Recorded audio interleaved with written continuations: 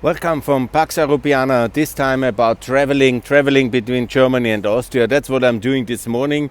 Here is Frankfurt, the main station. It's beautiful. It's a very classicistical building, beautiful. And here is this amazing city of Frankfurt with all these skyscrapers. I hope you can see some of them. It's in the distance now here, very big and tall and impressive. It's impressive, the towers of the capital of Europe. Here the money is at home. A lot of these opportunities are around here. And it's impressive, but the problem is, the infrastructure here in Frankfurt is not keeping up with the potential. You see, it's a lot of dirt around. When you see the comparison with the Vienna Central Station, in Austria, really things have improved significantly in the train station. Here it seems a bit stuck, yeah? And it really needs a major innovation drive in Germany.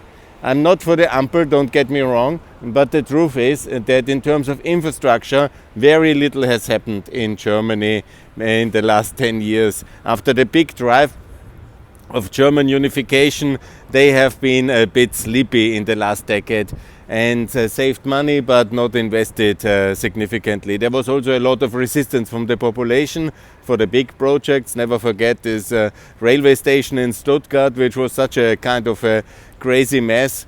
But what we really need in Europe is efficient infrastructure. I cannot understand why in Paris they can go in 3.5 hours from Paris to Marseille. That's 740 kilometers or 770 even. And I from Austria, from Vienna to Frankfurt, it's 720. It's less even, 50 kilometers less. And I need 6.5 hours if I'm lucky, and I always have delays. Yeah? I mean, we are really like the secondary Europeans, the Austrians.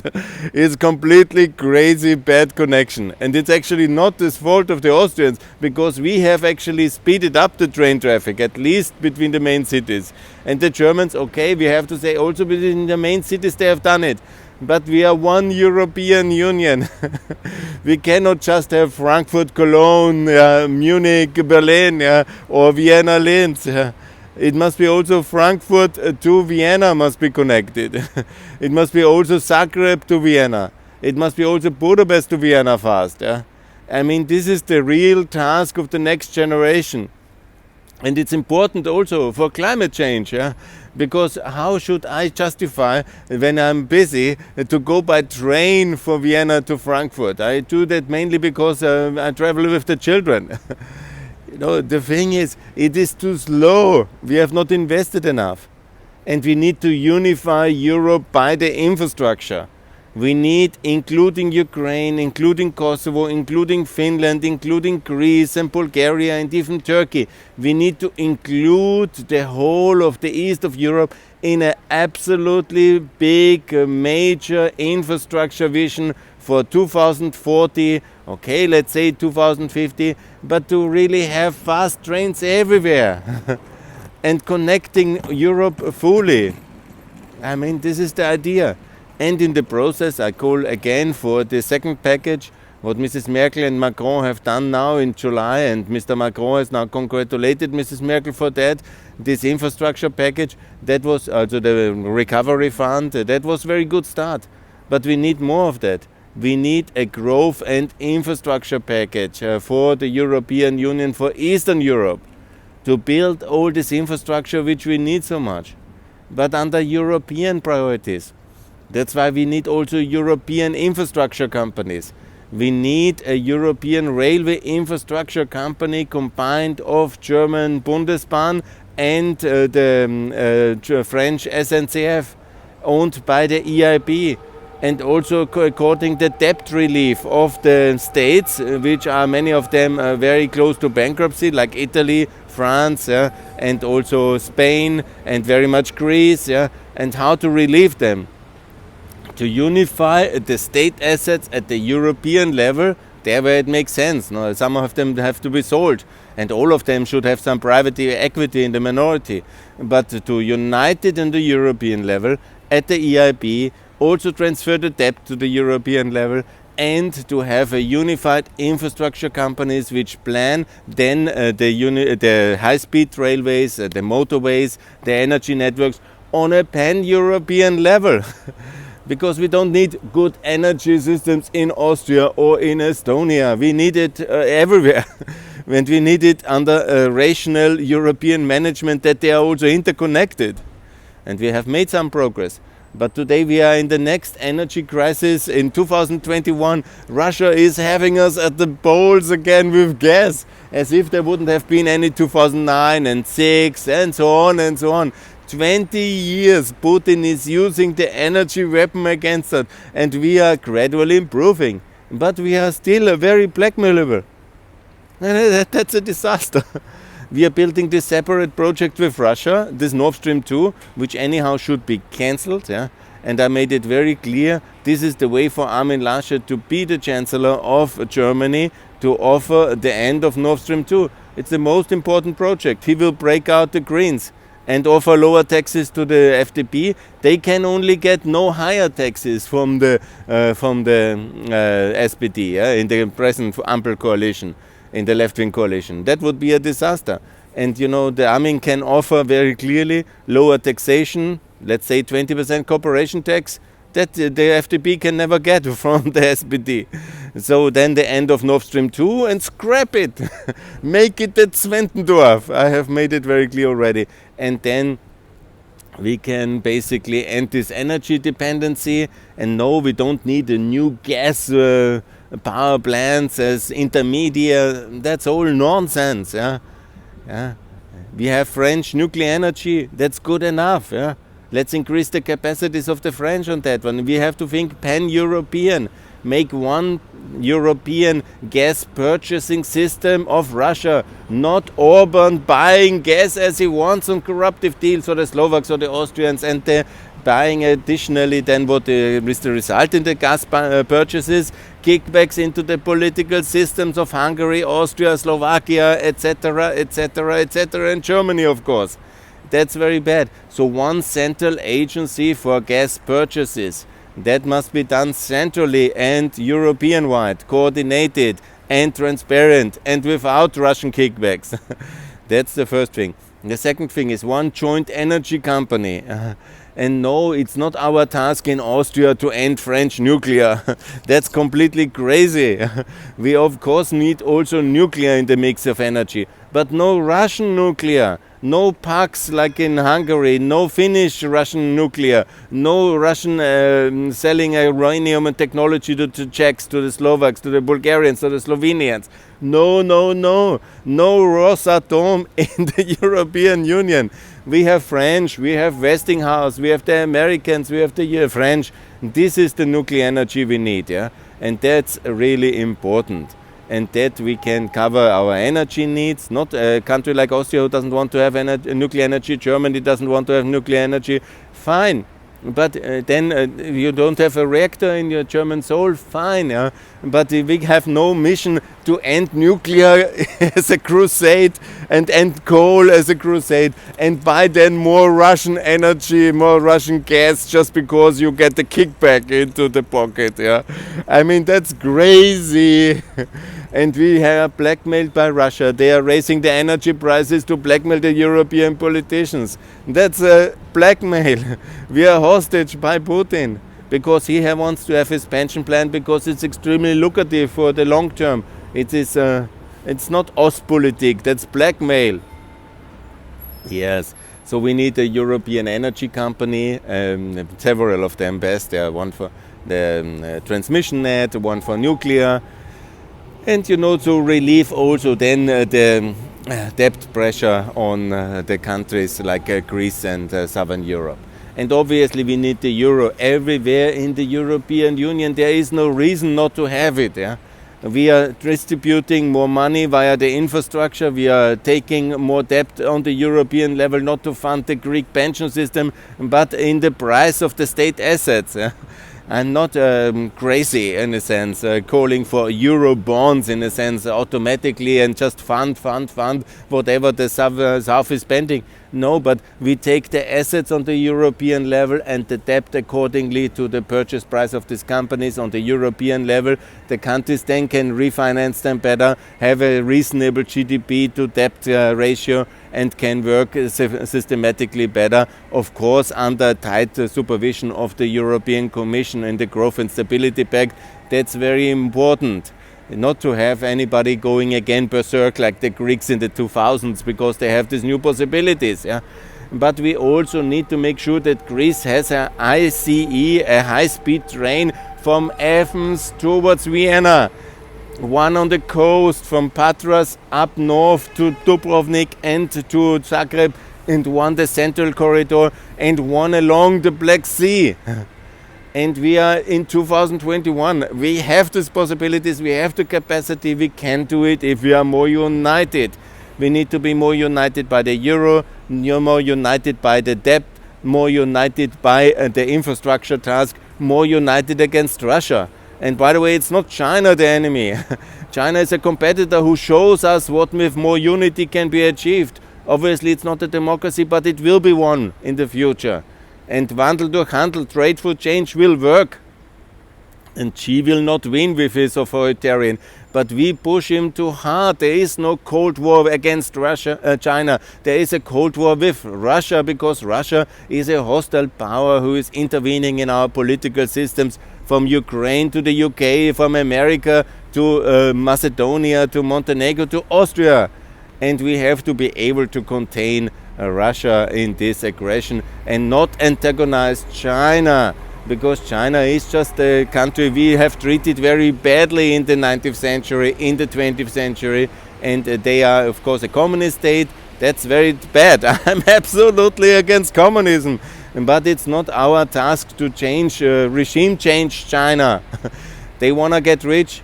Let's get them rich. And what our silly policy of Trumpian Putin design and what Biden is now continuing is doing is creating a big Chinese economic crisis, and that will hurt everybody. And that is very negative.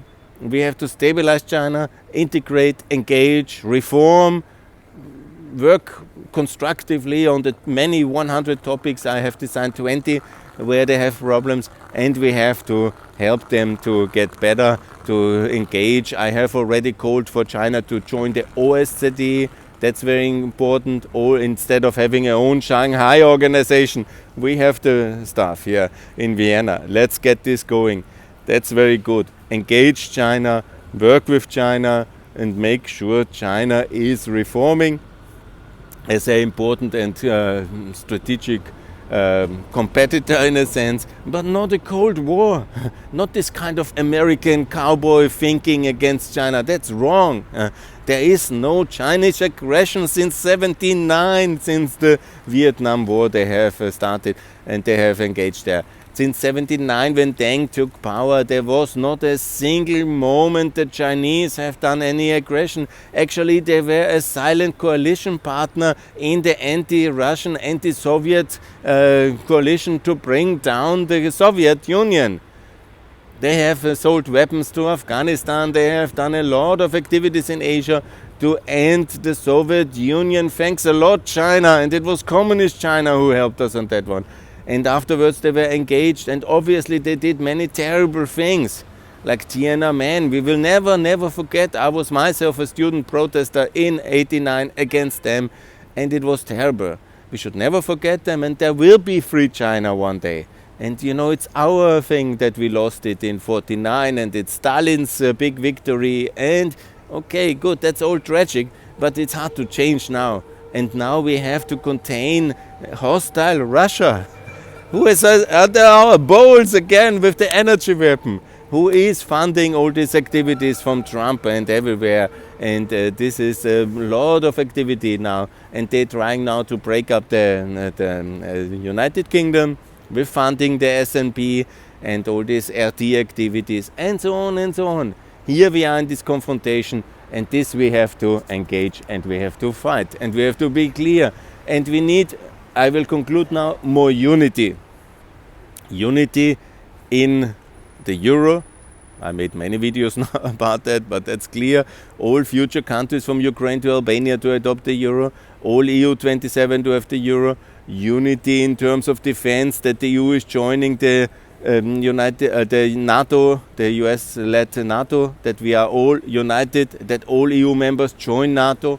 very important. That's really very important.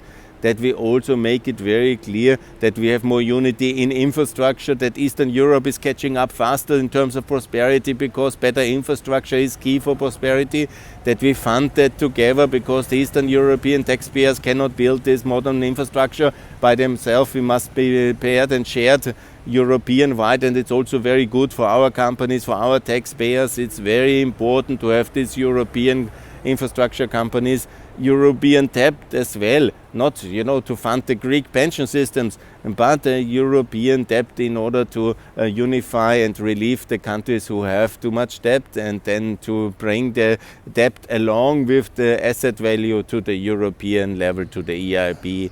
That's very important. Then more unity in all the structural markets, the energy union, the infrastructure union, the digital union, and so on and so on. Many things we should have done 20 years ago. The next one who says that Merkel was perfect visionary, I cannot believe. I mean, she was just managing day to day. Like, what is today's crisis?